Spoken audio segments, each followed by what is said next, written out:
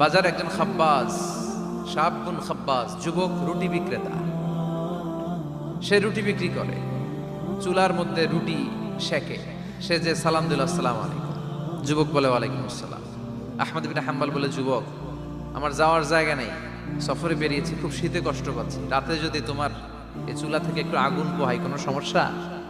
যুবক বলে, না না সমস্যা না, আহলান ওয়া সাহলান, খোশ আমদেদ, আসেন আসেন, আপনি আগুন পোহাইলে আমার সমস্যা কি?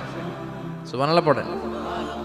আল্লাহ শুকরিয়া করে উনি বসলেন আর আগুন পোহাচ্ছেন, আর খেয়াল করলেন যুবক রুটি বানায় আর পরে আস্তাগফিরুল্লাহ, রুটির দলা বানায় পরে আস্তাগফিরুল্লাহ, খামির বানায় আর পরে আস্তাগফিরুল্লাহ, রুটি নিয়ে উনুনের ভিতরে চুলার ভিতরে সেকা দেয় আর পরে আস্তাগফিরুল্লাহ, দোকানদারের কাছে কেউ আসলেই সে রুটি দেয় আর পরে আস্তাগফিরুল্লাহ, ক্রেতার কাছ থেকে টাকা নিয়ে ক্যাশ বক্সে রাখে আর কি পড়ে, আবার রুটি বানানো শুরু করে আর কি পড়ে, খালি এইটাই পড়তেছে।